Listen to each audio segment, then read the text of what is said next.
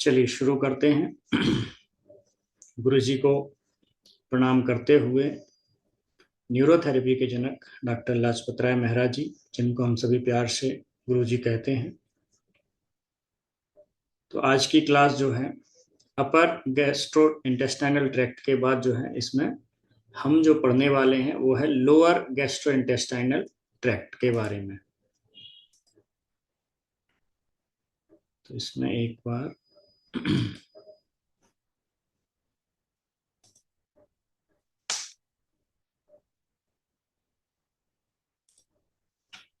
क्योंकि अपर के बारे में हम पढ़ चुके हैं।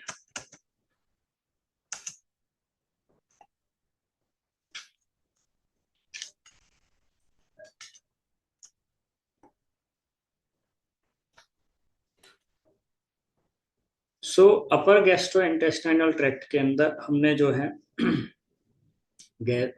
ये जो है GERD के बारे में भी देखा था, और भी अलग तरह की समस्याएं, बेल्चिंग है, डकार वगैरह जो आना है उसके बारे में देखा। तो अभी जो डिओडिनम के पहले तक का जो एरिया है उसको अपर गैस्ट्रो इंटेस्टाइनल ट्रैक्ट बोला जाता है। उसमें आपका पेप्टिक अल्सर वगैरह भी आ जाता है, डिओडिनल अल्सर भी आ जाता है, और डिस्पेप्सिया भी आ जाता है, साथ में एसिडिटी वगैरह भी है। ये सब अपर GI ट्रैक्ट की डिजीज रहती है। सो अभी हम ये सब चीज़ों के, और रूमिनेशन, जिसमें बच्चे जो है पेट से खाना वापस आके मुंह में आ जाता है और वो चबाते हैं और फिर अंदर निकल लेते हैं, तो वो रूमिनेशन के बारे में भी हम लोग पढ़ चुके हैं। सो आज हम नए chapter lower gastro intestinal disorders के बारे में हम पढ़ेंगे।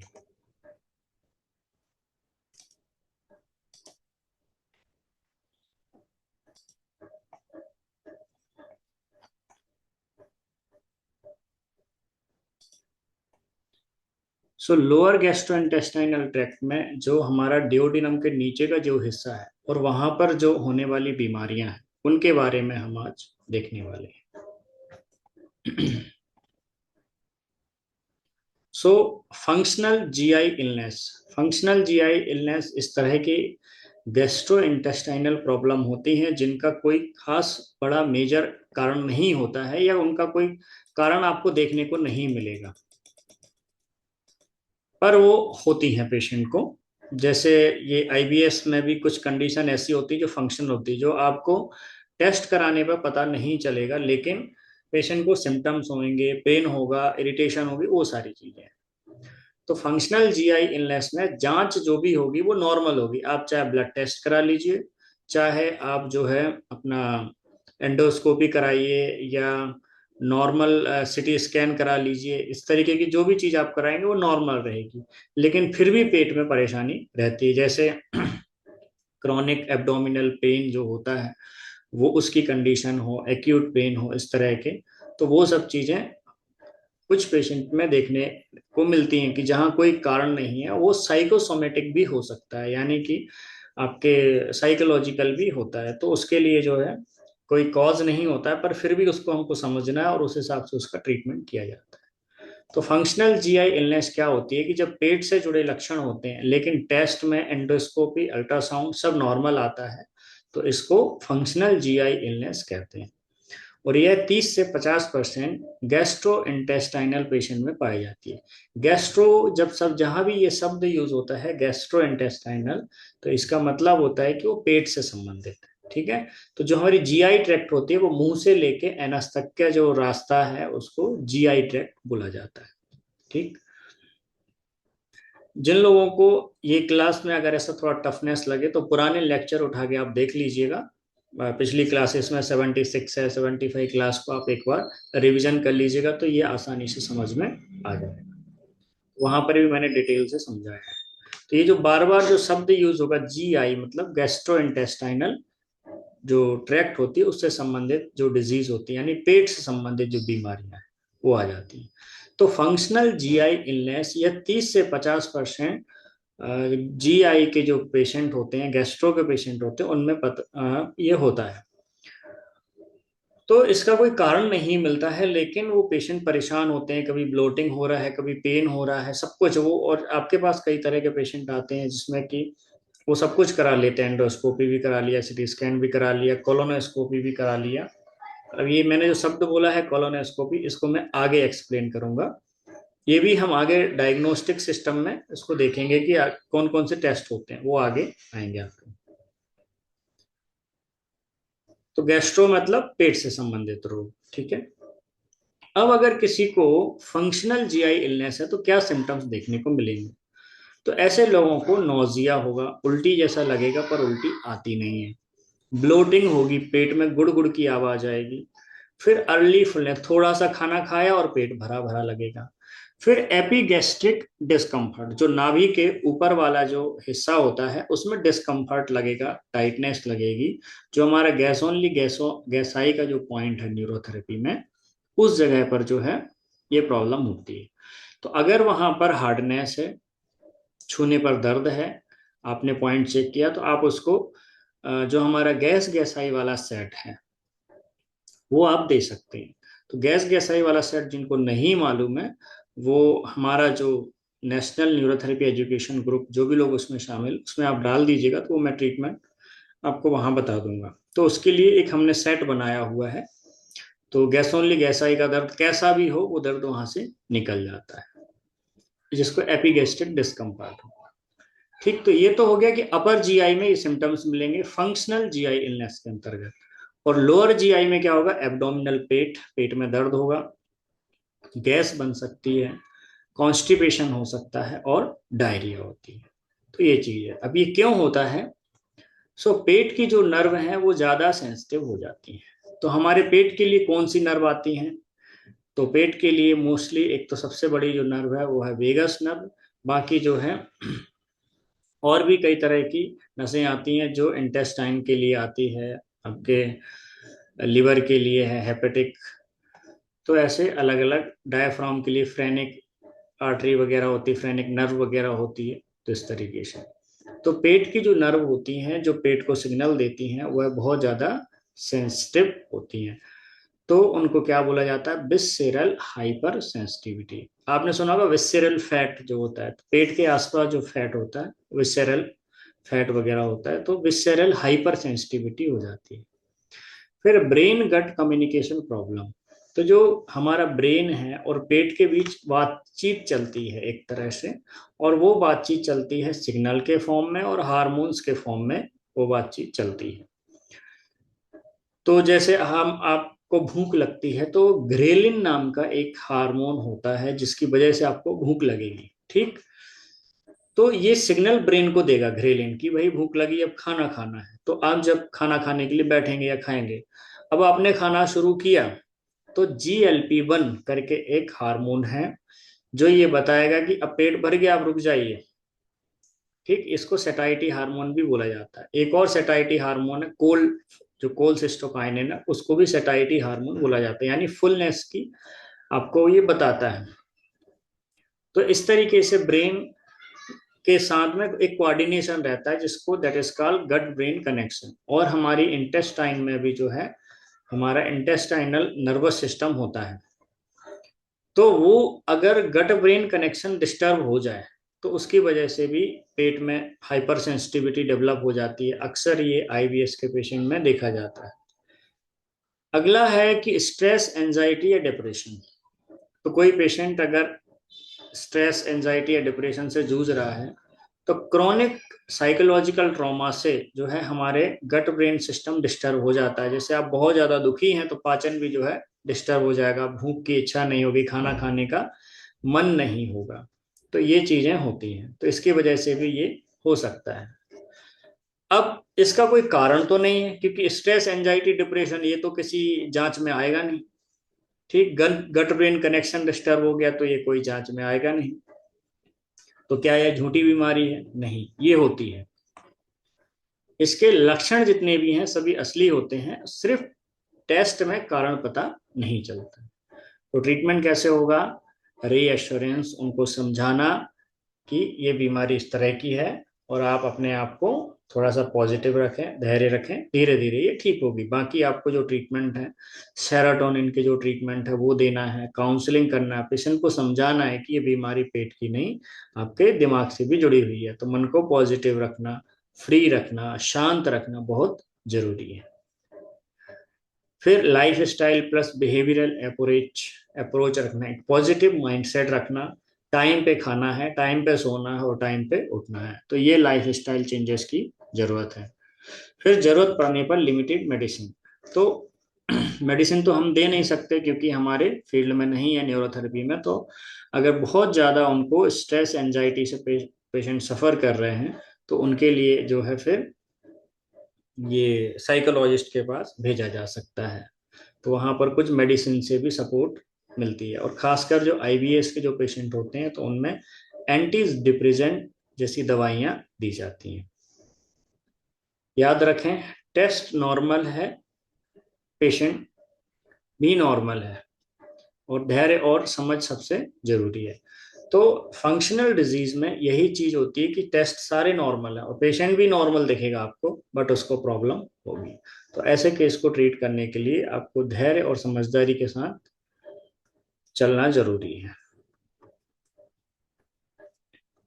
सो रिपोर्ट नॉर्मल लेकिन problem real, gut brain access difference disturbance रहता है और स्ट्रेस से सिम्टम्स बढ़ जाते हैं। ठीक, इसीलिए इसमें बार बार फिर पेशेंट को टेस्ट नहीं कराना है, क्योंकि टेस्ट में कुछ आने वाला है नहीं, क्योंकि ये प्रॉब्लम फंक्शनल जीआई इलनेस से जुड़ी हुई है। तो इसके लिए काउंसलिंग प्लस रीएश्योरेंस जरूरी है।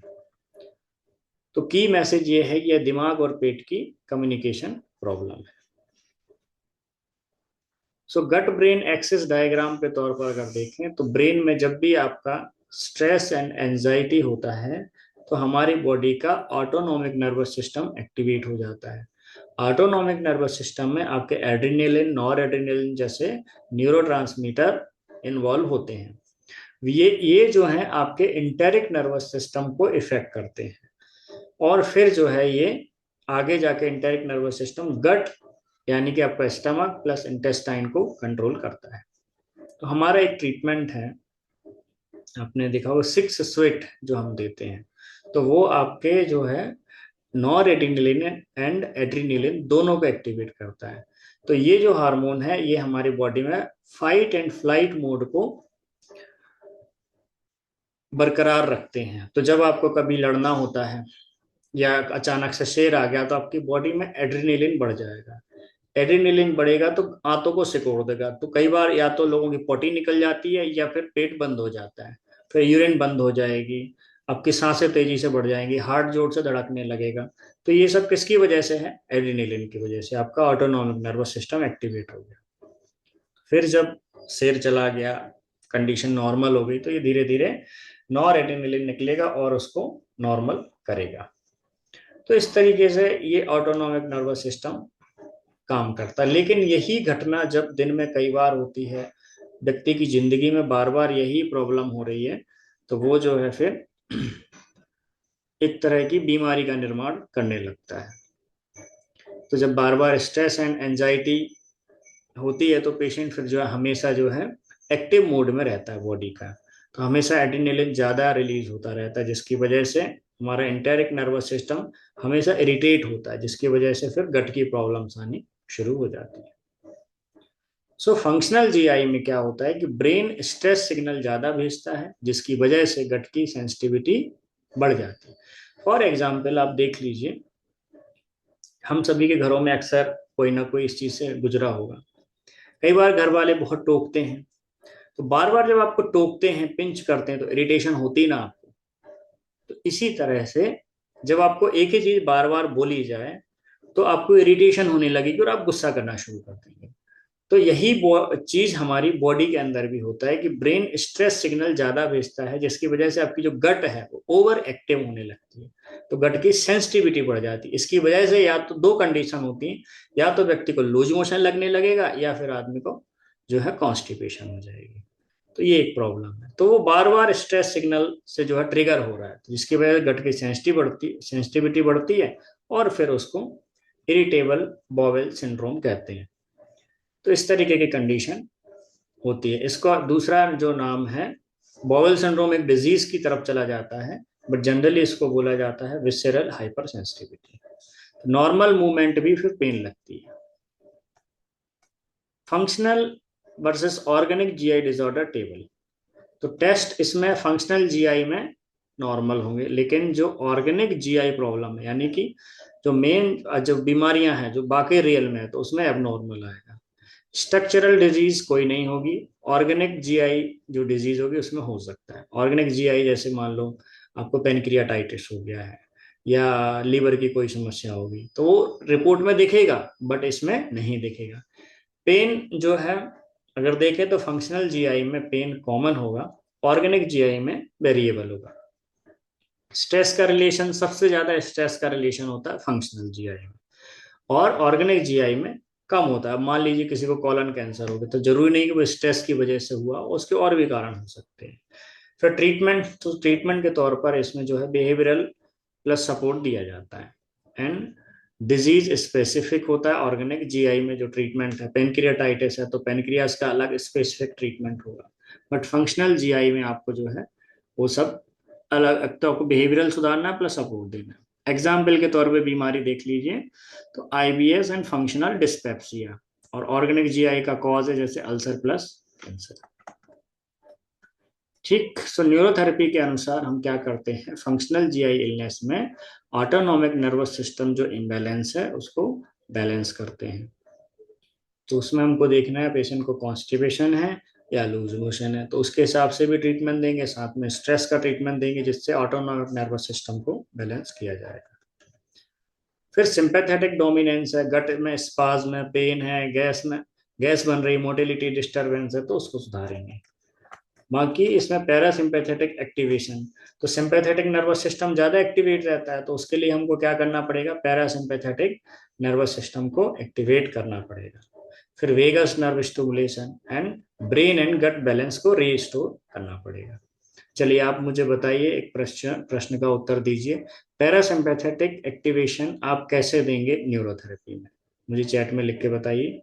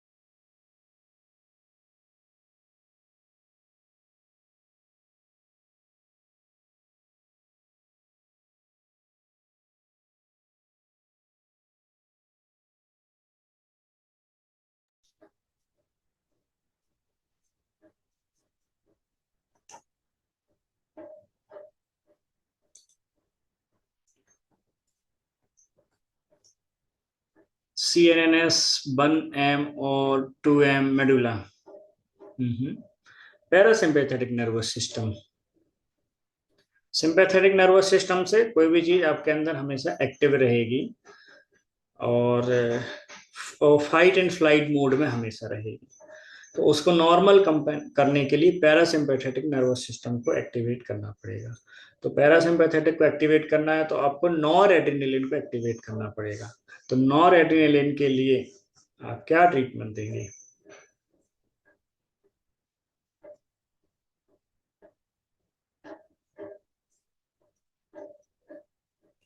स्वेट, हाँ काफी आप नियर हैं। स्वेट जो है नियर बाई है।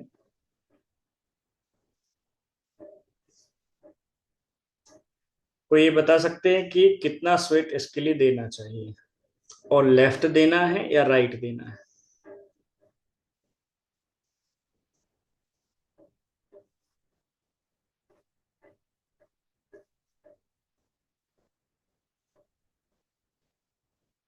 Very good. शशि जी ने बताया है left sweat, 6 left sweat, very good. So जब हम टारगेटली अगर हमको पैरासिम्पैथेटिक को एक्टिवेट करना है तो हम इसमें वैसोडाइलेटर के तौर पर 15 लेफ्ट मेडुला, 6 लेफ्ट स्वेट हम देते हैं, जिससे ये पैरासिम्पैथेटिक को एक्टिवेट करता है और हमारे बॉडी में वैसोडाइलेटर का ये काम करता है। 6 स्वेट भी आप दे सकते हैं जब अगर पेशेंट को लूज मोशन हो रहे हैं, या उसकी इंटेस्टाइनल में मोटिलिटी डिस्टरबेंस है, या ओवर सेंसिटिविटी है, तो उसमें आप 6 वीट देंगे। और उसके साथ अगर इन्फ्लामेशन है तो 6 ADR 6 वीट देके उस मोटिलिटी को कंट्रोल किया जा सकता है। ठीक है, वेरी गुड। ओके, सभी को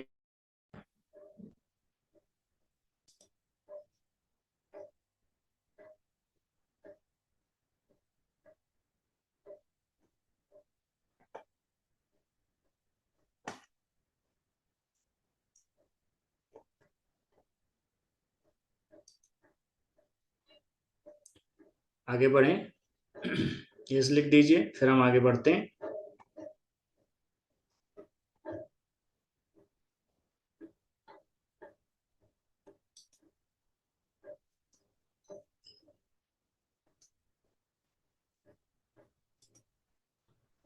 सो फंक्शनल जीआई में चाहे अपर हो चाहे लोअर हो, दो तरह की प्रॉब्लम्स आएंगी। दोनों में यही एक कॉमन चीज आपको समझना है कि आपको जो है इसमें कोई कारण नहीं मिलेगा, लेकिन बीमारी पेशेंट को होती है। चलिए आगे बढ़ते हैं।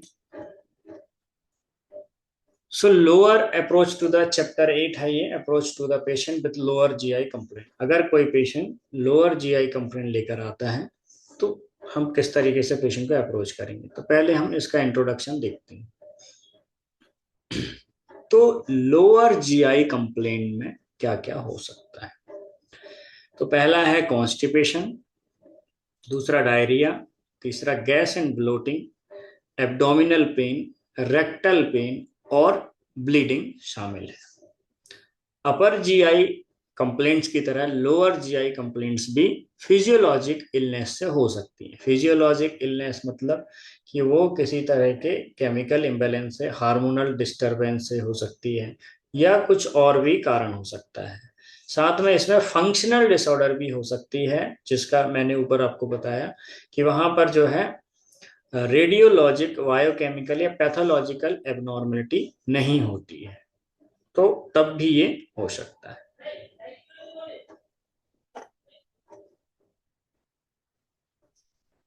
तो फंक्शनल सिम्टम्स के कारण पूरी तरह स्पष्ट नहीं होते हैं, लेकिन एविडेंस बताता है कि ऐसे कुछ पेशेंट में मोटिलिटी या नॉन सिसेप्शन यानी पेन परसेप्शन की प्रॉब्लम होती है, यानी कुछ सेंसेशन कि जैसे पेट में कुछ हो रहा है अजीब सा, इस तरीके की चीजें होती है। लुमिनल डिस्टेंशन यानी आंतों के अंदर का जो भाग होता है ना, गैप जो होता है उसको ल्यूमन बोला जाता है। तो लुमिनल डिस्टेंशन ऐसे आंतों के अंदर कुछ भरा हुआ है, या पेरिस्टल्स कुछ चल रहा है, तो को ये लोग ज्यादा अनकंफर्टेबल महसूस करते हैं। ये सिम्टम्स जो है आपको देखने को मिलेगा आईबीएस में, और कई जो सीवियर आईबीएस हो जाता है उसमें ये देखने को मिलता है।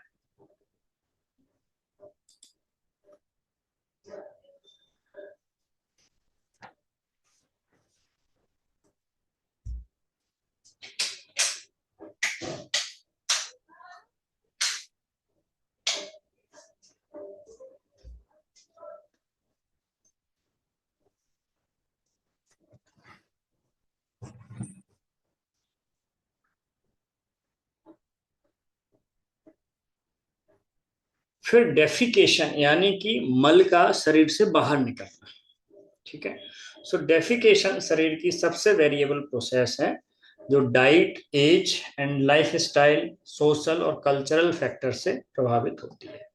सो वेस्टर्न सोसाइटी में नॉर्मल स्टूल फ्रीक्वेंसी 2 से 3 दिन में एक बार आना चलता है, लेकिन 2 से 3 दिन से लेकर 1 वीक तक भी मान सकते हैं, 2 से 3 वीक तक भी मानी जाती है उनके लिए normal stool frequency.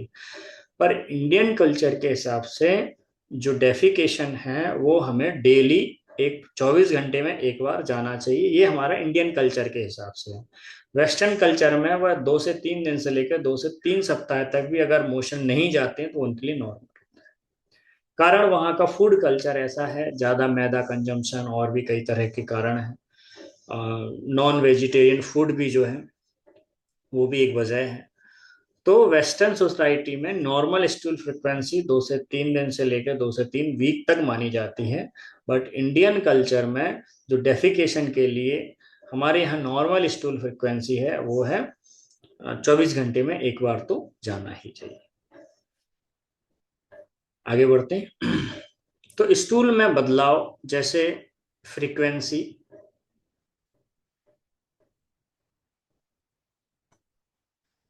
Consistency, volume या ब्लड, म्यूकस या फस पस आना, फैटी मटेरियल की प्रेजेंस, ये डिजीज का संकेत हो सकता है।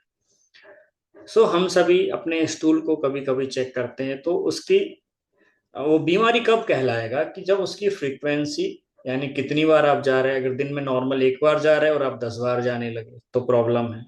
कंसिस्टेंसी कैसी है, नॉर्मल है या पतला है, इस तरीके से उसका स्टूल से पता चलता है। फिर उसकी वॉल्यूम कैसी है, कम है या बहुत ज्यादा है, या फिर मोशन में, मल में, स्टूल में ब्लड आ रहा है क्या, म्यूकस बन रहा है क्या, म्यूकस पस फैटी मटेरियल है क्या। अगर फैट डाइजेशन नहीं होता है तो फैटी मटेरियल की प्रेजेंस होती है। तो अगर ये कुछ है, उसमें ब्लड है, म्यूकस है, पस है, फैटी मटेरियल की प्रेजेंस है, तो ये किसी डिजीज का संकेत होता है। तो ये था एक तरह का इंट्रोडक्शन लोअर जीआई कंप्लेंट में। ये सिम्टम्स देखने को मिल सकते हैं। अब हम एक एक डिजीज को हम इसमें स्टडी करेंगे। तो सबसे पहला है कॉन्स्टिपेशन। कॉन्स्टिपेशन का मतलब है, किसी व्यक्ति को कॉन्स्टिपेशन है तो उसको हम कब बोल सकते हैं कि उसको कॉन्स्टिपेशन है। एक तो है कि स्टूल का मुश्किल से निकलना, यानी स्टूल नॉर्मल तरीके से पास नहीं हो रहा है, पेशेंट को किसी तरह का डिस्कम्फर्ट है, पहला। दूसरा है कि स्टूल का हार्ड होना। अगर स्टूल हार्ड है तो जनरली अगर हार्ड होगा तो फिर वो मुश्किल से निकलेगा, तो ये भी उसी के साथ अटैच हो जाता है। तीसरा, स्टूल कम बार आना, वो भी जो है कॉन्स्टिपेशन का तरफ इंडिकेट करता है। और डेफिकेशन के बाद भी इनकम्प्लीट इवैक्यूएशन की फीलिंग होना, यानी कि पेट अभी साफ नहीं हुआ है ऐसा लगता है पेशेंट को, तो वो भी कॉन्स्टिपेशन के अंतर्गत आएगा। यानी स्टूल का एक तो हार्ड होना, दूसरा मुश्किल से होना और कम होना, और डेफिकेशन यानी मल त्याग के बाद भी ऐसा लगना कि पेट बराबर साफ नहीं है, सेटिस्फैक्शन नहीं होना, तो इनकम्प्लीट इवैक्यूएशन की फीलिंग रहती है। सो दैट इज कॉल्ड कि उस पेशेंट को कॉन्स्टिपेशन हो सकता है, ठीक, या उस पेशेंट को कॉन्स्टिपेशन है। कई लोग गलत मानते हैं कि डेली स्टूल जरूरी है, असल में डेली स्टूल ना होना बीमारी नहीं है। तो इसका वेस्टर्न पर्सपेक्टिव अलग होगा और इंडियन पर्सपेक्टिव अलग होता है। किसी किसी लोगों में यह भी रहता है कि 2-3 दिन में एक बार जाते हैं, उनका पाचन अलग, सिस्टम अलग तरीके से काम करता है। ज्यादातर लोग 24 घंटे में एक बार जाते हैं। गांव वगैरह के एरिया में लोग 2 बार जाते हैं दिन में, एक बार सुबह एक बार शाम। बच्चों के हिसाब से डिफरेंट होगा, बच्चों का पॉटी हो सकता है 2-3 दिन में एक बार भी आए, या हो सकता है दिन में 2-3 बार भी आए। तो ये एज से मैटर करता है, आपके कल्चर से मैटर करता है, आप किस जगह पर हैं, आपकी कल्चरल हैबिट्स क्या है, आपके खाने का क्या तरीका है, उस पर भी ये डिपेंड करता है। लेकिन ज्यादातर जगह जो देखी जाती है हमारे इंडिया में, तो 24 घंटे में एक बार मोशन जाते हैं। पर अगर 2 दिन में भी एक बार जा रहे हैं और आपका बॉडी का सिस्टम नॉर्मल है तो भी कोई प्रॉब्लम नहीं है, क्योंकि उसको भी नॉर्मल में ही गिना जाता है। लेकिन अगर वह कॉन्स्टिपेशन है तो फिर वहां पर वो प्रॉब्लम्स क्रिएट हो जाती है, ठीक। तो कुछ लोग स्टूल की शेप, साइज, कलर और कंसिस्टेंसी को लेकर ज्यादा परेशान रहते हैं। कौन से लोग परेशान रहते हैं, तो ये आईबीएस और आईबीडी के जो पेशेंट हैं उनमें वो लोग ज्यादातर रिसर्च करते रहते हैं, वो अपने स्टूल को चेक करते रहते हैं, उसकी शेप क्या है, साइज क्या है, कलर कैसा है, कंसिस्टेंसी कैसा है, वो इसके डॉक्टर बन जाते हैं, है ना। कई बार कॉन्स्टिपेशन को abdominal pain, nausea, fatigue and anorexia, पेट दर्द, उल्टी जैसा लगना, बहुत अधिक कमजोरी लगना, भूख ना लगने के लिए गलत तरीके से ब्लेम किया जाता है कि कॉन्स्टिपेशन की वजह से ये हो रहा है, जबकि असली कारण आईबीएस या डिप्रेशन भी हो सकता है। ठीक। अगर किसी को पेट में दर्द हो रहा है, उल्टी जैसा लग रहा है, बहुत अधिक कमजोरी लग रही और भूख नहीं लग रही, तो हो सकता है उसका कारण आईबीएस या डिप्रेशन हो। जरूरी नहीं है कि वो कॉन्स्टिपेशन की वजह से। सो ऑब्सेसिव कंपल्सिव पेशेंट, जो ओसीडी की जो बीमारी होती है ना, आपने देखा होगा कई लोग बहुत अधिक हाथ धोते रहते हैं, या महिलाओं में होता है कि बहुत अधिक बर्तन धो रहे, दिन में 50 बार हाथ धो रहे, तो ये ओसीडी की बीमारी में होती है। तो ओसीडी के पेशेंट अक्सर डेली डेली बॉडी क्लीनिंग की सोच रखते हैं और जरूरत से ज्यादा लेग्जेटिव का यूज करते हैं। लेग्जेटिव मतलब ऐसी दवाइयां जिनसे मल को पतला करके बाहर निकाला जाता है, जो कब्ज वाले पेशेंट लेते हैं। तो लेग्जेटिव के तौर पे मुझे कोई उदाहरण बताइए, जो आप एक कोई नॉर्मल लेग्जेटिव जिसके बारे में आप जानते हैं, किसी को याद है? कोई एक लेग्जेटिव बताइए जो आपको मालूम है कि इसका यूज लेग्जेटिव के तौर पर किया जाता है। त्रिफला ले सकते हैं। त्रिफला है।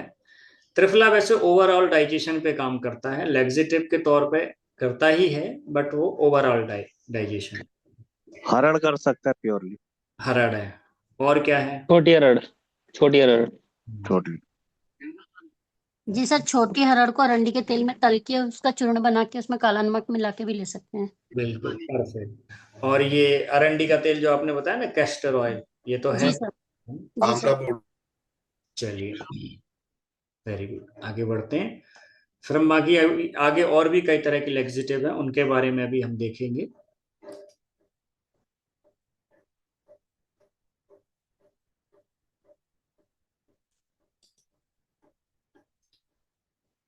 सो ओसीडी के पेशेंट, या जब ये बीमारी, पेट की बीमारी दिमाग में बैठ जाती है, या दिमाग की बीमारी की वजह से पेट डिस्टर्ब हो जाता है, तो ये लोग बहुत अधिक लेक्सिटिव का यूज करने लगते हैं। ओवर कॉन्शियस हो जाते हैं बॉडी को लेके, कि अगर पेट साफ नहीं हुआ तो आपको फोन कर करके परेशान कर देंगे। तो ये कंडीशन हो जाती है। कारण क्या होता है इसका कॉन्स्टिपेशन के? तो इसके दो तरह के कॉज हो सकते हैं। एक हो गया एक्यूट कॉन्स्टिपेशन, इसमें अक्सर ऑर्गेनिक कॉज होता है। ऑर्गेनिक कॉज मतलब रियल में कोई बीमारी है उस पेशेंट को। दूसरा है क्रॉनिक कॉन्स्टिपेशन, इसमें ऑर्गेनिक या फंक्शनल दोनों कॉज हो सकते हैं, यानी कोई बीमारी तो है लेकिन साथ में बीमारी नहीं भी हो सकती है, उसकी वजह से भी क्रॉनिक कॉन्स्टिपेशन होता है। अब कॉमन कारण क्या हो सकते हैं? तो एक हो गया स्लो कॉलोनिक ट्रांजिट, यानी कि जो स्टूल है या जो आपके इंटेस्टाइन है, उसकी मूवमेंट इतनी स्लो है कि वो धीरे धीरे, बहुत धीरे जो है पास हो रहा है, तो इसकी वजह से कॉन्स्टिपेशन हो सकता है। फिर कोई अफीम वगैरह लेते हैं या एंटी कोलाइनर्जिक, ऐसी दवाइयां जो एंटी कोलाइनर्जिक हैं, उनको लेने से भी, कुछ दवाइयां होती है ना, जैसे आप पेन किलर वगैरह लेते हैं, तो उनसे भी कब्ज वगैरह हो जाती है। तो उन दवाइयों के सेवन से भी जो है कॉन्स्टिपेशन हो सकता है।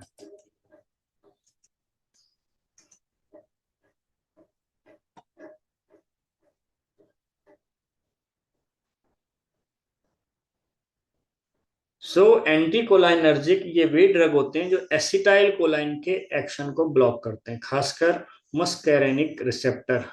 तो ये जो है अक्सर आपको स्मूथ मसल रिलैक्सेशन के लिए यूज किए जाते हैं, और ये आपको मोस्टली इसमें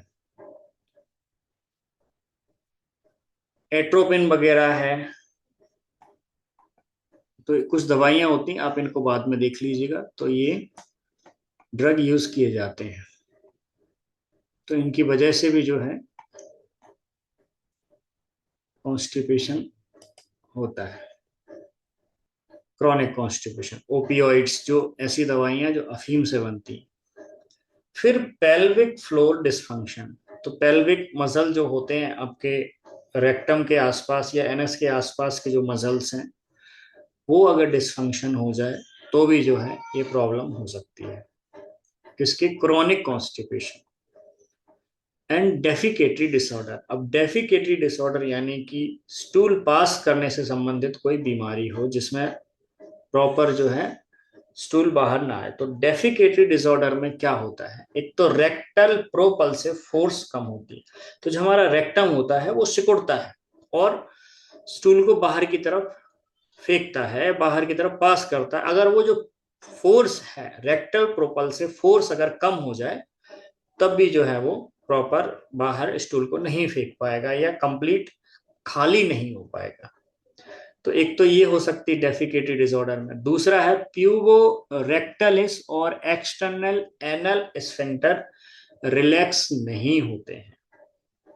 ठीक, तो puborectalis and external anal sphincter relax नहीं होते। जो एनस होती है उसमें दो स्फिंक्टर होते हैं जो कि उसको सिकोड़ के रखते हैं। तो अंदर और बाहर वाले जो स्फिंक्टर हैं उसमें खासकर जो एक्सटर्नल स्फिंक्टर है वो रिलैक्स नहीं होता है। जब मोशन करना होता है तो वो रिलैक्स होने की वजह और कॉन्स्ट्रिक्ट हो जाता है, जिसकी वजह से जो है मोशन पास आउट नहीं हो पाता है और वो फिर प्रॉब्लम करता है। इसकी वजह से हेमोरॉइड्स वगैरह हो जाते हैं और आपका क्या बोलते हैं,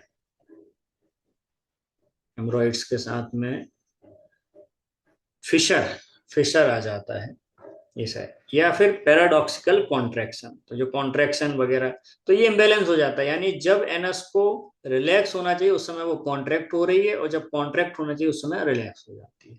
तो ये डेफिकेटरी डिसऑर्डर में होता है। सो आईबीएस में कोलोनिक ट्रांजिट तो नॉर्मल रहता है लेकिन सिम्टम्स उसमें होते हैं। अब बड़ों में जिनकी उम्र ज्यादा है उन लोगों में कॉन्स्टिपेशन के क्या कारण होते हैं? तो पहला है लो फाइबर डाइट, यानी कि उसमें ऐसा फूड खाना, जैसे मैदा है, मैदा में कोई फाइबर नहीं होता है, तो अगर लो फाइबर डाइट है तो ये कॉन्स्टिपेशन हो सकता है। फिजिकल एक्टिविटी, अगर कोई व्यक्ति दिन भर बैठा रहता है और कोई एक्टिविटी नहीं करता है तो उसकी वजह से भी कॉन्स्टिपेशन हो सकता है। फिर मल्टीपल डिजीजेस हो, एक से ज्यादा कई तरह की बीमारियां होंगी, फिर वह जो है दवाइयां खाएगा तो उसकी वजह से भी प्रॉब्लम हो सकता है। फिर कॉन्स्टिपेटिंग ड्रग, ऐसी कुछ दवाइयां होती हैं जैसे जो स्ट्रेस से रिलेटेड रहती है, एंटी डिप्रेसेंट वगैरह है, पेन किलर्स वगैरह है, तो ये कॉन्स्टिपेटिंग ड्रग होती है। फिर रेक्टल सेंसेशन होना, कम होना, उनको पता ही नहीं चल रहा है कि कब अर्ज आती है, या फिर जब अर्ज आती है तो वो पास आउट करने के लिए नहीं जाते हैं, तो उसकी वजह से भी प्रॉब्लम होती है। फिर रेक्टल कंप्लाइंस बढ़ जाना, ठीक है, तो ये एक प्रॉब्लम्स जिनकी वजह से जो है बड़े लोगों में कॉन्स्टिपेशन का कारण ये बनती है। तो जब हम इतनी डिटेल में चीजों को पढ़ेंगे तो उससे क्या होगा कि आपको बीमारी को समझने में, उसके कारण को समझने में हेल्प मिलेगी।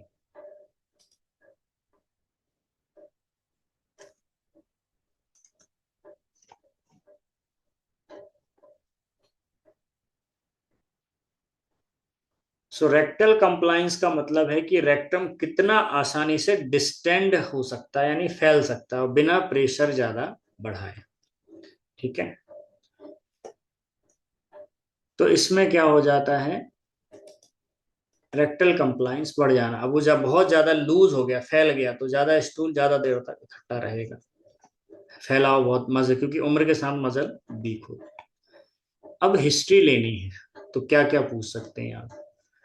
आपका स्टूल की फ्रिक्वेंसी क्या है, कितनी बार आप जाते हैं, कंसिस्टेंसी कैसी है, ताकत लगानी पड़ती है क्या, स्ट्रेनिंग करना पड़ता है। पेरिनियल मैन्यूएवर, पेरिनियल मैन्यूएवर यानी कि जो एनस के निचले वाला हिस्सा है और टेस्टिस के पीछे वाला हिस्सा, जहां पर पेरिनियम एरिया, जहां हम कुंडली पॉइंट देखते हैं, कुछ लोग उस पॉइंट को अपने हाथ से प्रेस करते हैं, दैट इज कॉल्ड पेरिनियल मैन्यूएवर्स। वहां पर प्रेस करते हैं, प्रेस करने से उनको जो है स्टूल होता है। ठीक, फिर लेग्जेटिव एनिमा का यूज करते हैं क्या, या कोई लेग्जेटिव कोई दवाई लेते हैं जैसे पेट सफा वगैरह है या त्रिफला है और भी दूसरी तरह की, या फिर एनीमा।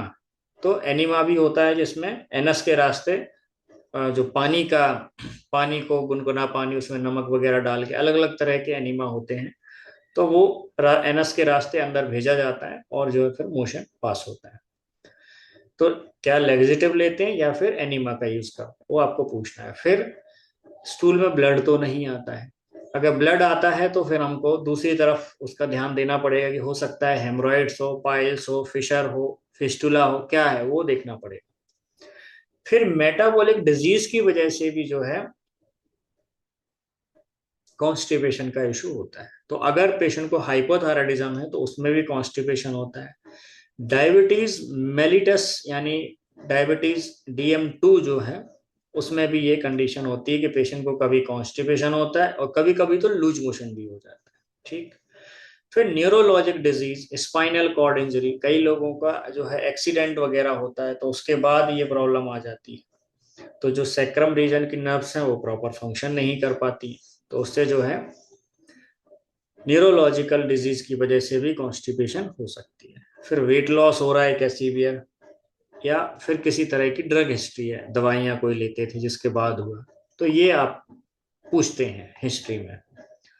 फिजिकल एग्जामिनेशन भी कर सकते हैं पेशेंट की आज्ञा के अनुसार, नहीं तो आप किसी MBBS डॉक्टर के पास भी भेज सकते हैं जो एग्जाम कर सकता है।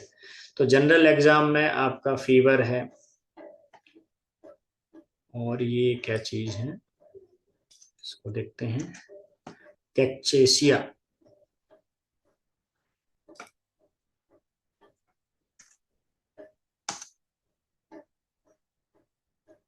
कैचेक्सिया।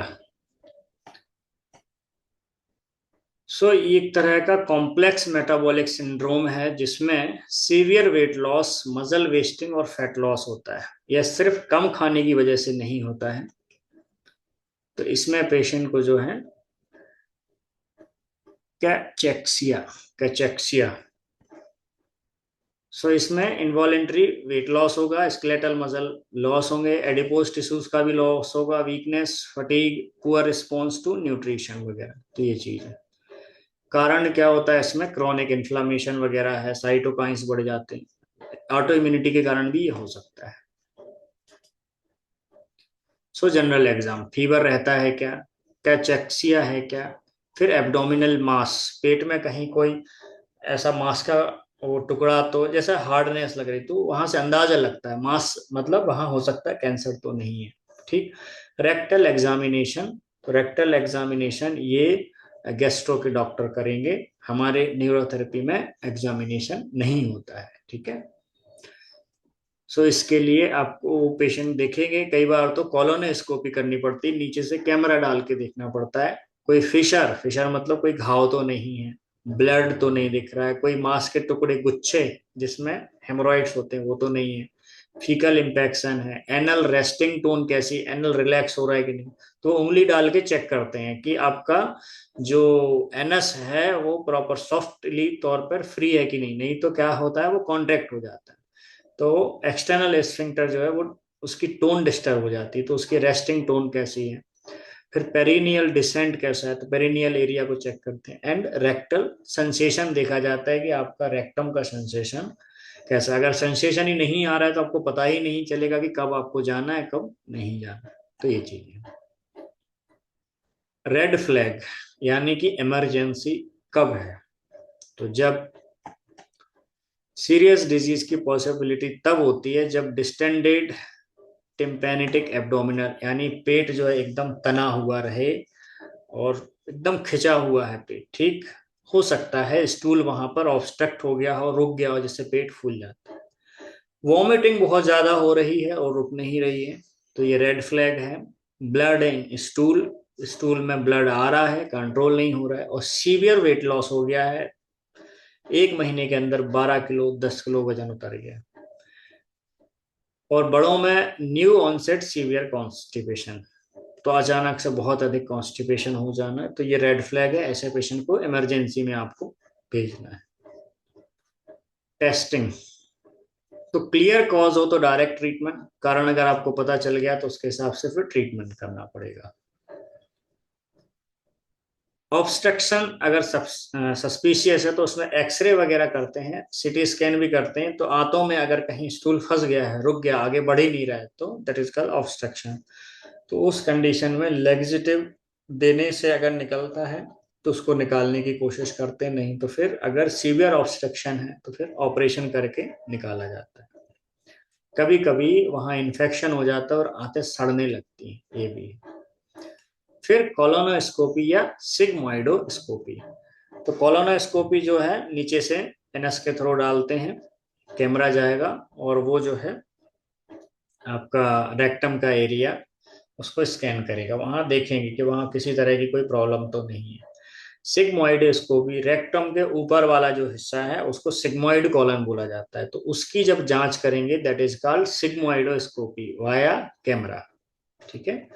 ब्लड टेस्ट करेंगे, सीबीसी। तो सीबीसी में हमें क्या पता चलेगा, अगर पेशेंट को कोई इन्फेक्शन है तो डब्ल्यूबीसी वगैरह उसकी बढ़ी रहेंगी। सीवियर ब्लड लॉस हो रहा है तो उसका हीमोग्लोबिन डाउन चला जाएगा। तो ब्लड टेस्ट में सीबीसी आप कर सकते हैं। फिर टीएसएच में देखना पड़ेगा कि उसको हाइपोथायराइडिज्म तो नहीं है। फिर फास्टिंग ग्लूकोज करेंगे कि हो सकता है उसको डायबिटीज मेलिटस तो नहीं है।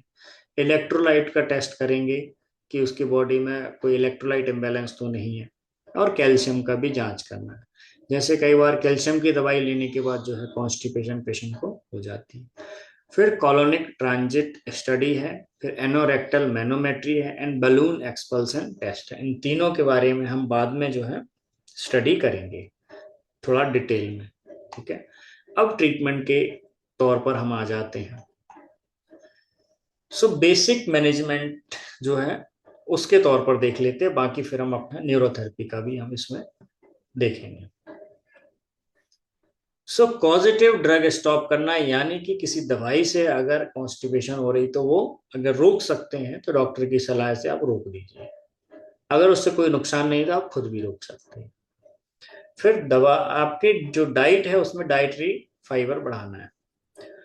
ऑस्मोटिक लेग्जिटिव का शॉर्ट ट्रायल ले सकते हैं। ऑस्मोटिक लेग्जिटिव ऐसे होते हैं जो आंतों से पानी को खींचते हैं। ठीक। फिर अंडरलाइन डिजीज का ट्रीटमेंट करना, अगर उसमें कैंसर की वजह से ये इशू हो रहा है तो कैंसर का ट्रीटमेंट होगा। पेनक्रियास की वजह से कोई इशू हो तो पेनक्रियास, यानी अंदर क्या डिजीज है उसका डिजीज का फिर ट्रीटमेंट करना जिसकी वजह से कॉन्स्टिपेशन हो रहा है। डाइट एंड बिहेवियरल चेंजेस क्या करना है, तो 15 से 20 ग्राम, इवन 25 ग्राम तक भी जो है आप फाइबर इनटेक कर सकते हैं। Fruit vegetable and brown cereals आपको बढ़ाना है, आपको अच्छे फ्रूट वेजिटेबल्स खाने हैं। रोटी जो खाते हैं तो उसमें फाइबर बराबर होनी चाहिए, उसके लिए थोड़ा सा मोटा पिसवाएं आटा। फिर रेगुलर टॉयलेट हैबिट्स, कई लोग ब्रेकफास्ट के पहले या ब्रेकफास्ट के बाद जाते हैं। फिर ग्लिसरीन सपोजिटरी मदद कर सकता है, एक तरह का केमिकल है। डेली स्टूल जरूरी नहीं है, यह पेशेंट को समझाना बहुत जरूरी है। ठीक है। तो कई बार क्या है, आईबीएस के पेशेंट को ये दिमाग में बैठ जाता है कि दिन में 3 बार जाना है या दिन में 1 बार नहीं गए तो वो टेंशन लेते हैं। कभी कभी क्या है, आपका फूड इंटेक कम है तो नेचुरली है कि फूड इंटेक कम है तो उसको टाइम लगेगा वहां तक पहुंचने में। तो उस पर भी, खाने पर भी पता चलता है, फर्क पड़ता है कि आप कितनी बार मोशन जाएंगे। अब देख लीजिए टाइप्स ऑफ लेक्सिटिव, ये इतने तरह के लेक्सिटिव होते हैं, फार्मेसी में भी ये मिलते हैं। तो पहला है साइलम। तो साइलम हंस का क्या है, हमारा जो इसबगोल है। ठीक है। ये बल्किंग एजेंट है, बट इसके साथ पानी बहुत पीना जरूरी है। पानी आपको, क्योंकि ये आंतों से खींचता है, तो अगर आप पानी नहीं पियेंगे तो फिर वो मोशन हार्ड भी हो सकता है, इसलिए पानी पीना जरूरी है। फिर कैल्शियम पॉलीकार्बोफिल है, मिथाइल सेलुलोज है, बल्किंग एजेंट। फिर ऑस्मोटिक एजेंट के तौर पे मैग्नीशियम सॉल्ट है, जिसका लोग एनिमा में भी यूज करते हैं। फॉस्फेट है। फिर पॉलीइथाइलिन ग्लाइकॉल है, लैक्टोलोज है, सॉर्बिटॉल है। तो ये कहाँ देखने को मिलेंगे कि जब आप कोई मेडिकल पे, जैसे आप ये लेने जाते हैं किसी तरह का लेग्जिटिव, तो वहां पर आप इनके उनके अंदर कंटेंट देख सकते हैं, क्या कंटेंट है। तो उनमें आपको ये पता चलेगा कि उसमें फॉस्फेट है कि लैक्टोलोज है, क्या है। तो एक तरह की कुछ स्टूल सॉफ्टनर टाइप के ये होते हैं, सॉर्बिटॉल है। फिर कुछ है स्टिमुलेट करते हैं आपके इंटेस्टाइन को, ये सेफ होते हैं। सो वीजाकोडाइल है, सेना है, कैस्केरा है एंड एलोवेरा है। तो एलोवेरा वगैरह भी जो है ये आंतों को स्टिमुलेशन देते हैं जिससे कॉन्स्टिपेशन नहीं हो, पर इनके भी अपने साइड इफेक्ट हैं। तो क्या होता है, अगर ज्यादा लूज मोशन लग गए तो इलेक्ट्रोलाइट इम्बैलेंस हो जाएगा, मेलेनोसिस कोली करके है एंड कैथार्टिक कॉलन। फिर एनीमा, तो एनीमा में जो है टैप वाटर एनीमा आता है, एक डब्बा आता है, उससे पाइप लगी रहती है, जो लोग योग से जुड़े हैं उनको मालूम होगा। फिर हाइपरटोनिक एनीमा होता है जिसमें सोडियम फॉस्फेट मिलाया जाता है। Stool softener, so docusate करके है and mineral oil. So fecal impaction का ट्रीटमेंट के तौर पे tap water enema, hypertonic enema, manual disinfection, local anaesthetic, कई बार लोकल एनेस्थीसिया सुन्न करके करना पड़ता है, कभी कभी तो बेहोशी की भी जरूरत पड़ती है जब एकदम ऑब्स्ट्रक्शन हो जाता है। की पॉइंट्स देख लीजिए, अगर कॉन्स्टिपेशन में किसी ड्रग का कॉज है जो कि कॉमनली होता है, जैसे एंटीकोलाइनर्जिक, ओपियोइड, लैक्सेटिव अब्यूज वगैरह, जो अब जैसे कई लोग बहुत अधिक लैक्सेटिव लेते हैं तो उनकी आंतें एकदम सूख जाती हैं क्योंकि अब उनमें पानी खींचने की क्षमता नहीं बची है, कई बार तो आंतें पैरालाइज टाइप की हो जाती हैं, तो उससे भी जो है कॉन्स्टिपेशन बना रहता है। एक्यूट सीवियर कॉन्स्टिपेशन में बॉवेल ऑब्स्ट्रक्शन सस्पेक्ट कर सकते हैं, अगर बहुत अधिक कॉन्स्टिपेशन है, पेट में दर्द हो रहा है, तो एक्सरे वगैरह करा के आप उसमें देख सकते हैं। रेड फ्लैग ना हो तो सिम्टोमेटिक ट्रीटमेंट सही है।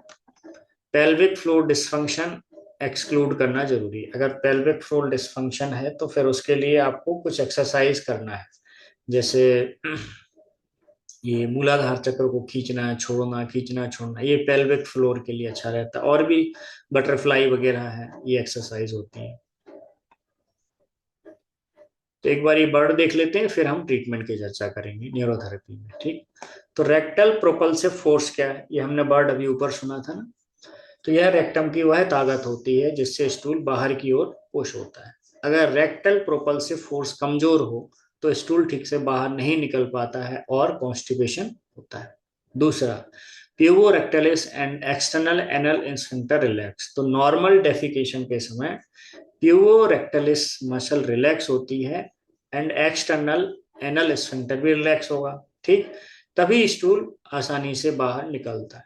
लेकिन अगर ये रिलैक्स नहीं करते हैं तो डेफिकेशन डिफिकल्ट हो जाता है, जिससे स्टूल अंदर की तरफ ही बना रहता है क्योंकि वो रिलैक्स होकर बाहर नहीं निकल रहा। तीसरा, पैराडॉक्सिकल कॉन्ट्रैक्शन, ये क्या होता है, तो नॉर्मल में डेफिकेशन के समय मसल रिलैक्स करती है, लेकिन पैराडॉक्सिकल कॉन्ट्रैक्शन में डेफिकेशन के समय मसल्स उल्टा कॉन्ट्रैक्ट करने लगती है, तो इससे स्टूल बाहर नहीं निकल पाता और कॉन्स्टिपेशन हो जाता है। इसके लिए आजकल कुछ लोग ये जो एनोरेक्टल सर्जन होते हैं तो लेजर सर्जरी भी करते हैं, वो नस को जो है, जिस नस की वजह से वो कंट्रोल हो रहा है, तो एक्सटर्नल स्फिंक्टर को कंट्रोल करने वाली नस को वो लेजर से जला देते हैं या उसका कनेक्शन कट कर, जिससे मसल हमेशा रिलैक्स ही रहता है एक्सटर्नल। तो स्टूल को होल्ड करने वाला जो इंटरनल स्फिंक्टर है वो तो कॉन्ट्रैक्ट रहता है, बट बाहर वाला जिसकी वजह से ये पैराडॉक्सिकल कॉन्ट्रैक्शन वगैरह होती है, या फिर हमारा एक्सटर्नल स्फिंक्टर जो है वो रिलैक्स होने लगता है, क्योंकि अब उसका कंट्रोल ही खत्म हो गया, वो परमानेंट रिलैक्स ही है ना, वो कर देते हैं। 5 मिनट की सर्जरी होती है उससे, पर उससे फिर अगर लूज मोशन लग जाए तो कंट्रोल करने में कभी कभी प्रॉब्लम हो सकती है,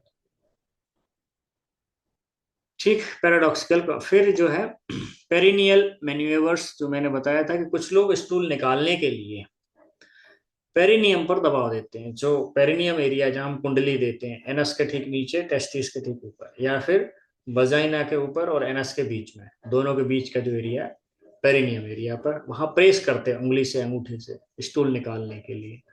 फिर बटक्स या रेक्टो वजाइनल वॉल पर हाथ से पुश करते हैं, तो जो वजाइना की वॉल रहती है और रेक्टम की वॉल रहती है वो एक ही रहती है, इस तरफ वजाइना, इस तरफ रेक्टम, तो कुछ लोग फिंगर से या हाथ से उसको पुश करते हैं जिससे कि स्टूल बाहर निकल जाए, ये सीवियर कॉन्स्टिपेशन में करते हैं लोग, पर ये थोड़ा सा इंजर्ड कर सकता है, तो that is called perineal manoeuvres. तो इसे पेरिनियल मैन्यूवर कहते हैं और यह डेफिकेटरी डिसऑर्डर का संकेत होता है। ठीक, फिर एक शब्द था कैचेक्सिया। तो यह एक्सट्रीम कमजोरी और वेटलेस की स्थिति होती है जो क्रॉनिक डिजीज, कैंसर या सीवियर इलनेस में होती है। फीकल इंफेक्शन, तो जब स्टूल बहुत हार्ड होकर रेक्टम में फंस जाता है और निकल नहीं पाता है तो उसको फीकल इंफेक्शन कहते हैं। तो इसमें पेशेंट को पेट दर्द, उल्टी एंड वाटरी स्टूल लीकेज यानी पैराडॉक्सिकल डायरिया हो सकता है। फिर एनल रेस्टिंग टोन, यह एनस की नॉर्मल टाइटनेस होती है जब पेशेंट रिलैक्स होता है। अगर टोन ज्यादा हो तो स्टूल बाहर नहीं निकल पाता और अगर टोन कम हो जाए तो लीकेज हो सकता है। ठीक, पेरिनियल डिसेंट, तो डेफिकेशन के समय पेरिनियम का नीचे की ओर मूवमेंट करना पेरिनियल डिसेंट कहलाता है। तो नॉर्मल ये 2 से 4 सेंटीमीटर तक नीचे जाता है। Below 2 centimetre pelvic floor tight है और 4 सेंटीमीटर अगर ज्यादा उससे बढ़ रहा है तो पेल्विक फ्लोर वीक है। ठीक, तो जब हम स्टूल पास करते हैं तो पेरिनियम जो एरिया है वो नीचे की तरफ धक्का देने के लिए वो मसल नीचे की तरफ आता है। तो नॉर्मल वो कितना आएगा, 2 से 4 सेंटीमीटर आएगा।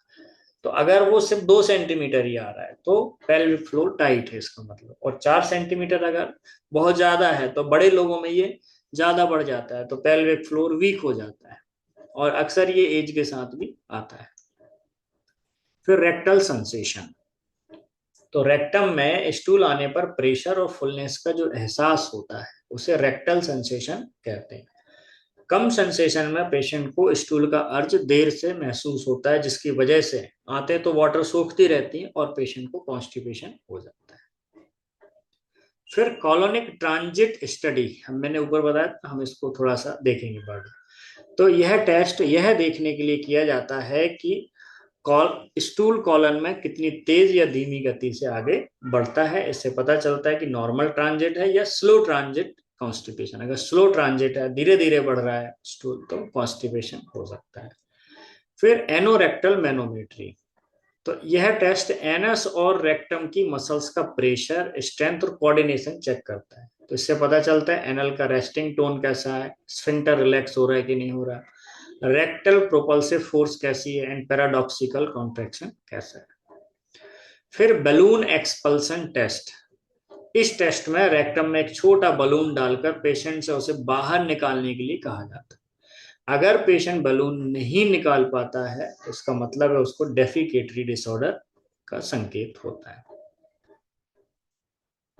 ठीक, पैराडॉक्सिकल कॉन्ट्रैक्शन, तो नॉर्मल डेफिकेशन के समय रेक्टम कॉन्ट्रैक्ट करता है और स्टूल को बाहर पुश करता है। फिर प्यूबोरेक्टलिस मसल रिलैक्स करती है एंड एक्सटर्नल एनल स्फिंक्टर भी रिलैक्स करता है। लेकिन पैराडॉक्सिकल कॉन्ट्रैक्शन में ये उल्टा हो जाता है। उल्टा क्या होगा, तो प्यूबोरेक्टलिस मसल जो है वो रिलैक्स करने की बजाय कॉन्ट्रैक्ट हो जाएगा, एक्सटर्नल एनल स्फिंक्टर कॉन्ट्रैक्ट हो जाएगा।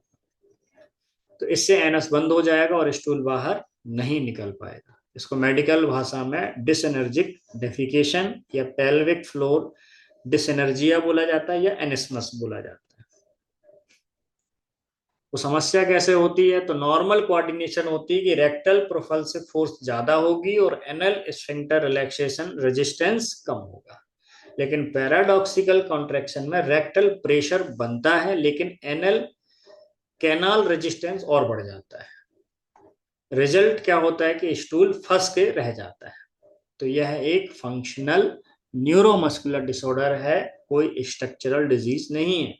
कभी कभी जैसे ना मोबाइल चलाते समय स्टूल करना है, स्टूल करके मोबाइल चलाते हैं तो ध्यान कहीं और है, अपन स्टूल पास कर रहा है और उसी समय कुछ देख लिया ऐसा शॉकिंग चीज तो वो कॉन्ट्रैक्ट हो जाता है मसल।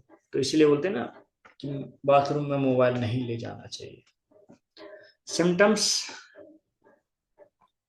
किस चीज के सिम्टम्स जो हम देख रहे हैं, आपका पैराडॉक्सिकल कॉन्ट्रैक्शन से रिलेटेड डिजीज। तो स्टूल निकालने में बहुत जोर लगाना पड़ता है, इनकम्प्लीट इवैक्यूएशन की फीलिंग होती है, लंबे समय तक टॉयलेट में बैठना, फिंगर से स्टूल निकालना जिसको डिजिटल इवैक्यूएशन बोला जाता है। फिर पेरिनियल मैन्यूवर्स, क्रॉनिक कॉन्स्टिपेशन, कभी कभी इसकी वजह से फिशर और हेमरॉइड्स हो जाते हैं।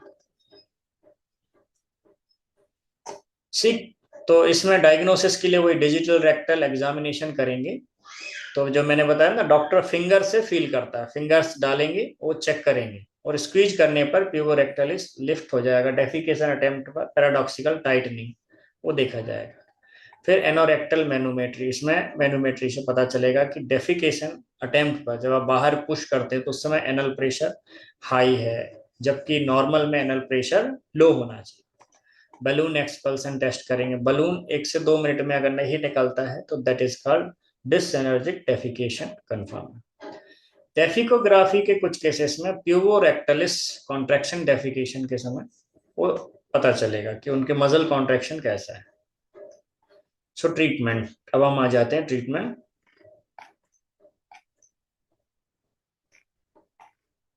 यहां तक। सो पहले बेसिक ट्रीटमेंट देख लेते हैं। तो बायोफीडबैक थेरेपी के अंतर्गत न्यूरोथेरेपी को भी लिया जाता है। तो सबसे इफेक्टिव ट्रीटमेंट है, इसमें पेशेंट को सिखाया जाता है कि कैसे पेल्विक फ्लोर मसल रिलैक्स करें, कैसे सही तरीके से पुश करें, वो आप देख सकते हैं।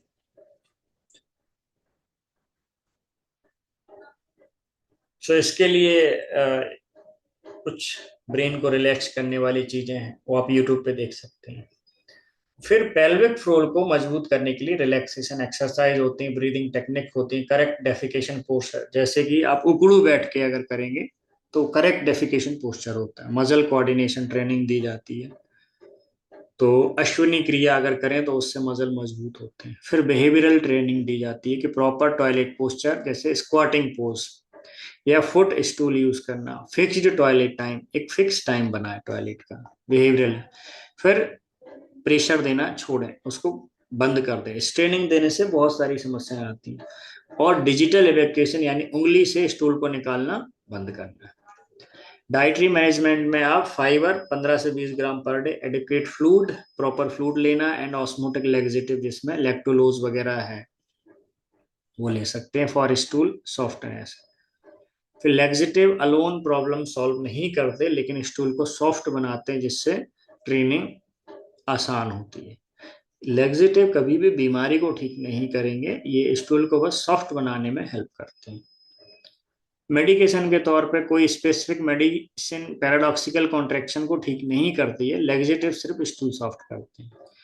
फिर कुछ बोटॉक्स के इंजेक्शन लगते हैं कुछ खास केसेस में, तो जिसमें प्यूबो रेक्टलिस मसल में बोटुलिनम टॉक्सिन इंजेक्शन दिया जाता है, जिससे मसल टेम्पररली रिलैक्स रहती है। Used only in resistance case में। प्रोग्नोसिस, तो अगर सही डायग्नोस और बायोफीडबैक थेरेपी मिले तो कॉन्स्टिपेशन बहुत इंप्रूव हो जाता है, लैक्सेटिव डिपेंडेंसी खत्म हो जाती है, क्वालिटी ऑफ लाइफ इंप्रूव होती है। सो अगर पैराडॉक्सिकल कॉन्ट्रैक्शन को पहचान कर सिर्फ लैक्सेटिव दिए जाएं तो कॉन्स्टिपेशन ठीक नहीं होगा, पेशेंट लैक्सेटिव डिपेंडेंट बन जाता है, फिशर या हेमोरॉइड बढ़ सकते हैं। इसीलिए anorectal manometry and balloon expulsion test बहुत जरूरी है। तो यहाँ पर टाइप ऑफ लैक्सेटिव, अभी हम नेक्स्ट उसमें और भी कई तरह के लैक्सेटिव हैं जिनके बारे में हम नेक्स्ट क्लास में पढ़ेंगे। अभी हम थोड़ा सा न्यूरोथेरेपी के पर्सपेक्टिव से देखेंगे।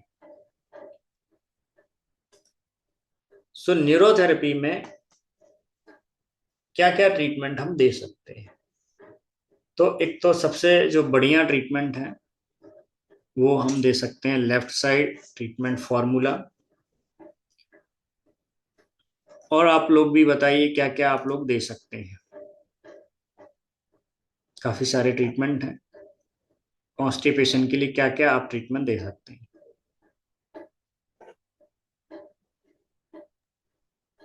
सबसे पहले नाभि सेट करेंगे, वेरी क्योंकि गुड, नाभि बहुत बढ़िया, अनबैलेंस होती है, उसके कारण भी होता है। बिल्कुल होता है जी।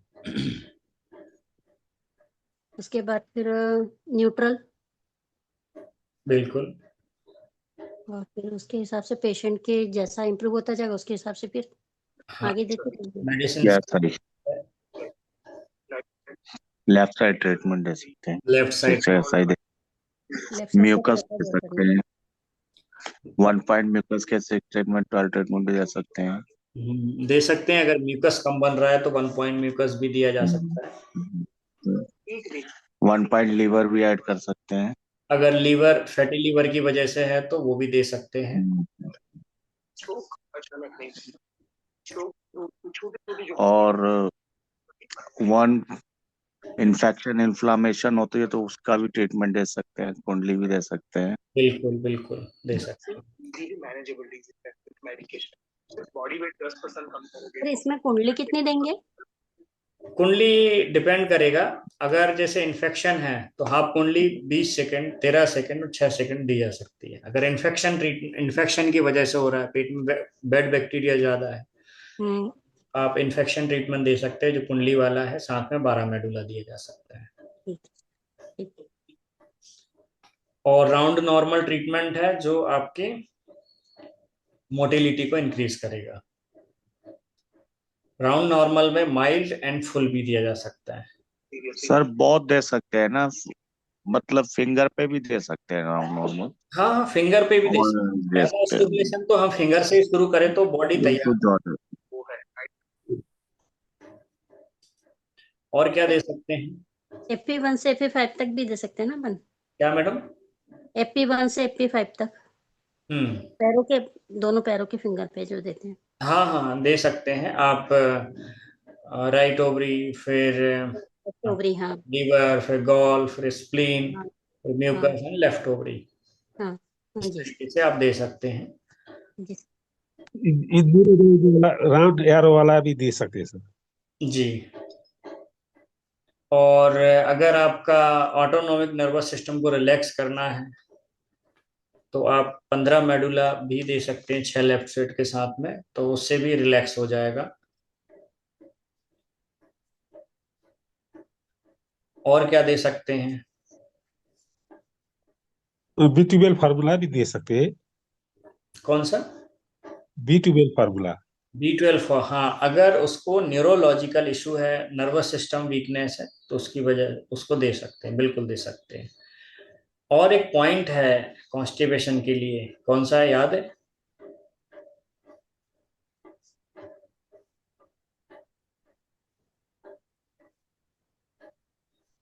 आपका ये पाइल्स एंड ट्रायंगल पॉइंट के नाम से है ना? Triangle for piles. ये सर हाँ, ट्रेंगल, और S5। ऐसा ट्रेंगल। तो जिससे वो आपके सेक्रम रीजन की नर्व को एक्टिवेट करता है। S4 S5। S4 S5 भी दे सकते हैं, बिल्कुल। फिर ऑर्गन क्लियर भी दिया जा सकता है। ठीक है। तो पेशेंट के कॉज को समझ के उसके कॉन्स्टिपेशन को सॉल्व कर सकते हैं। अगर उसका कॉज क्लियर नहीं है तो फिर वो उसको ठीक करना मुश्किल हो जाता है। तो एज के अकॉर्डिंग, अगर उनके मसल बहुत ज्यादा लूज हो गए तो फिर कैसे करेंगे आप? एसिड दे देंगे सर, एसिड हो। हाँ, एसिड ट्रीटमेंट देंगे तो एसिड बाहर निकलेगा तो मसल जो है, अभी आपने एसिड कम कर दिया बट मसल को मजबूत कैसे करेंगे फिर? मल्टीविटामिन ट्रीटमेंट देना पड़ेगा सर। मल्टीविटामिन दे सकते हैं, कैल्शियम ट्रीटमेंट दे सकते हैं, 125 DCC दे 135 सकते DCC। हैं, है ना? ये चीज है। अगर मसल लॉस बहुत अधिक हो गया है तो उसके लिए कैसे करेंगे फिर? अल्कलाइन। बेटर न्यूगॉल ट्रीटमेंट भी आप दे सकते ऐसा भी दे सकते हैं। जी सर। हैं, ये चीज है। और कोई ट्रीटमेंट? और मेरे मेरे अनुभव में LSTF माइल भी बहुत अच्छा काम करता है सर। LSTF तो सुपर ट्रीटमेंट है। नहीं और नहीं आप सर, उसने तो खाली ये भी आप कॉन्स्टिपेशन LSTF पॉइंट भी दे दिया तो भी अच्छा रहता है। LSTF में सर अगर लंबे जो टाइम से माइल वाला कॉन्स्टिपेशन ट्रीटमेंट है। है, हम्म। अगर लंबे समय से अगर कॉन्स्टिपेशन, तो स्ट्रेस भी क्रिएट हो सकता है, सेरोटोनिन भी दे सकते हैं, एडमेडुला भी बिल्कुल दे देना, मैं तो देता हूँ पेशेंट को। सकते सर APR दे सकते हैं? अच्छा रहता है। सर APR दे सकते हैं? ADR? APR। हाँ, APR भी दे सकते हैं, जीवन धारा फॉर्मूला भी दे सकते हैं। जीवन अगर धारा ठीक ही APR नहीं दे हो रहा है तो जीवन धारा है, सकते पेन पॉइंट निकल ही नहीं रहे तो फॉर्मूला नंबर 8, हैं। 4। 4 सॉरी, वो भी आप दे सकते हैं जो पेन पॉइंट का दर्द निकालने के लिए। हाँ जी, 4 नंबर 5। और और क्या दे सकते हैं, कोई आ रहा है ध्यान में? थायराइड ट्रीटमेंट भी दे सकते हैं सर। हाँ, अगर हाइपोथायराइड है तो थायराइड ट्रीटमेंट है, फिर डायबिटीज है तो इंसुलिन ट्रीटमेंट या 10 पेन इनटू 3 days। 10 to थायराइड जी। 1 point लीवर। अरे एचसीएल का ट्रीटमेंट कब देते हैं? एचसीएल जब पेशेंट की, क्योंकि एचसीएल से कॉन्स्टिपेशन बढ़ जाती है, कुछ पेशेंट में देखा गया है, तो जब जी। कॉन्स्टिपेशन सॉल्व हो जाए तो प्रोटीन का डाइजेशन इंप्रूव करने के लिए आप एचसीएल ट्रीटमेंट दे सकते हैं। अच्छा, आप ये न्यू ईडीएफ चेंज भी दे सकते हैं। न्यू डेप चेंज, हाँ जी सर। हमारे जो फॉर्मूला है, मैं आपको बताऊं, इतने सुपर, गुरुजी ने बताया था कि 6 फॉर्मूले, कोडाइक्विना plus, old UDF large folic black, HCL and new UDF change, better न्यूगॉल और मल्टी हेपरिन। अगर किसी पेशेंट को ये 6 फॉर्मूला देते चले जाएं तो भी वो पेशेंट ठीक होना शुरू हो जाएगा। इनकी फिजियोलॉजी इतनी जबरदस्त है, आप इनके लॉजिक में जब जाएंगे, आप न्यू ईडीएफ चेंज को ही ले लीजिए, तो जैसे हर एक सेल को क्या जरूरत होती है ठीक होने के लिए, हम आज थोड़ा सा उस पर भी देख लेते हैं, 10 मिनट, 5 या 10 मिनट जो भी है। तो थोड़ा लॉजिक पे हम आगे इसमें देखते हैं। अब देखो न्यू ईडीएफ चेंज के बारे में, तो सबसे पहले क्या आता है उसमें, ऑक्सीजन। ऑक्सीजन आता है कि नहीं आता है? आता है सर। हाँ, तो सेल को फंक्शन करने के लिए क्या चाहिए? ऑक्सीजन। फिर सेकेंड स्टेप पे क्या आता है? पीहेपरिन। तो पीहेपरिन क्या करता है? ब्लॉकेज को खोल देता है। बढ़ाने के लिए। थर्ड स्टेप पे आता है किडनी क्लियर। एक इसलिए वेस्टेज को बाहर निकालने के लिए वेस्टेज को क्लियर बाहर निकालना है और एसिड अल्कलाइन बैलेंस करना है। करना है। और ऑक्सीजन से एल्कली भी बढ़ती है। Right sir. फिर उसके बाद आता है 3 रामन, 2 मिनट के गैप के बाद। तो रामन क्या करेगा? पेरिटोनियम को सेट करना। पेरिटोनियम को पेरिटोनियम करेगा। को सेट करता है। फिर उसके बाद क्या आता है, बताइए आप लोग। सबक्लेवियन सब क्लेविन। प्लस आरी चलाना प्लस मुखादोती। ठीक, तो ये क्या करेगा, यहाँ के पूरे जंक्शन को क्लियर करेगा और साथ में इम्यूनिटी को भी अच्छा रखेगा और यहाँ के मसल्स को रिलैक्स कर देगा, जहां से, क्योंकि यहीं से ही आपकी वेगस नर्व नीचे जाती है। ठीक, उसके बाद वे जब आप हा वाली मुखादोती करते हैं तो एसिड बाहर निकल जाता है और बॉडी अल्कलाइन हो जाती है। इसके बाद नेक्स्ट क्या है point? Ptyalin point. Ptyalin point किस लिए दिया जाता है?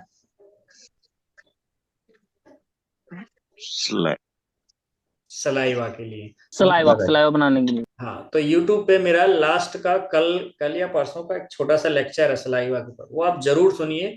उसमें मैंने वेद से तो थोड़ा मटेरियल है ही, उसमें मैंने कुछ एडवांस चीजें ऐड ऑन की हैं जो आपको उसमें मिल जाएगा कि सलाइवा में का कितना इंपॉर्टेंस है, हमारे टाइलिन पॉइंट को आप कोरिलेट कर पाएंगे।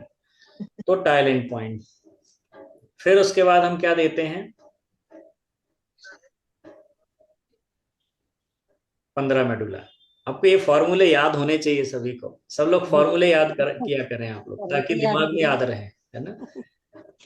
15 मेडुला। फिर उसके बाद क्या देते हैं? 15 मेडुला किस लिए? एसिटाइलकोलाइन। उसके बाद क्या है? हाफ कुंडली 20 सेकेंड इंटू 2, ये किस लिए देते हैं? इन्फेक्शन के लिए। इन्फ्लामेशन दोनों के लिए। एब्डोमिनल इन्फेक्शन या इन्फ्लामेशन दोनों को ही ये रिमूव करता है।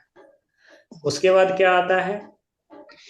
नॉर्मल नहीं, उसके बाद आते हैं folic acid 22, thiamine 22, B12 22 and आपका नियासिन 22। ये कई जगह पे 22 है, कई जगह पे 44 है, तो 244 मोस्टली इसमें 244 यूज करते हैं। ये पॉइंट मैंने आपको शायद 244 सिखाया है या नहीं, मुझे याद नहीं। सर ये पॉइंट सीखना है सर, ये पॉइंट नहीं आते समझ में। मैं आपको एक वो भेजता हूँ प्रैक्टिकल ग्रुप में, जो लोग भी हैं, तो मैं लिंक भेजता हूँ, उसमें आप चेक कर लीजिए, क्योंकि मैं 40 पॉइंट्स क्लियर कर चुका हूँ, 39-40 पॉइंट्स। तो अगर वो जो उसमें होगा तो वो आपको क्लियर हो जाएगा कैसे देना है। ठीक है सर। सर ये 244 देना है या 222 भेजा हुआ है देना सर। 244 244। 244। उसके बाद आता है, ये किस लिए है? ये जब किसी पेशेंट को पार्कू में बहुत सीवियर दर्द होता है तो गुरुजी ने माइल्ड पार्कू की जगह पर पहले 22 या 244 देते थे, ताकि पेशेंट दर्द सहन कर सके, और ये हाथ से दिया जाता है। पारखू में क्या होता है, एडी से जब हम प्रेशर देते हैं तो पेशेंट को बहुत अधिक चुभता है, तो वो जो अगर सहन कर सकता है तो वो देते हैं। तो न्यू ईडीएफ चेंज में 244 का यूज किया गया है, HCl में 22 का यूज किया गया है, यानी कम से कम स्टिमुलेशन।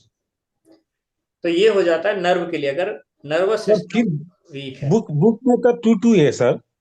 22 है, बुक में तो 22 है सर। देख लीजिए, क्योंकि हमने जो स्टडी की है उसके हिसाब से 244 है, तो अलग अलग जगह शायद वो मिसप्रिंट भी हो सकता है। तो आपको न्यू ईडीएफ चेंज फार्मूला भी भेज देंगे तो आपको क्लियर हो जाएगा। फिर उसके बाद अगली लाइन क्या आती है, 10 मेडुला 1 गैस ओनली 6 पॉइंट।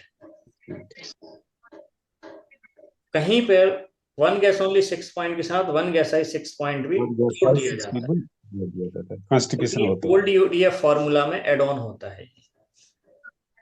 फिर उसके बाद आता है आपका नॉर्मल। नॉर्मल में कई जगह 8 पेन यूज किया गया, कई बार विदाउट 8 पेन नॉर्मल दिया है। फिर अजय नॉर्मल, तो ये हो गया आपका न्यू ईडीएफ चेंज फार्मूला। यहां से मैंने आपको ये इसका लॉजिक नहीं बताया। तो 10 मेडुला यहाँ पर वेगस नर्व के लिए, गैस ओनली गैस आपका एपिगैस्ट्रिक रीजन को सर्कुलेशन बढ़ाने के लिए, गैस आई इंटेस्टाइन को सर्कुलेशन बढ़ाने के लिए।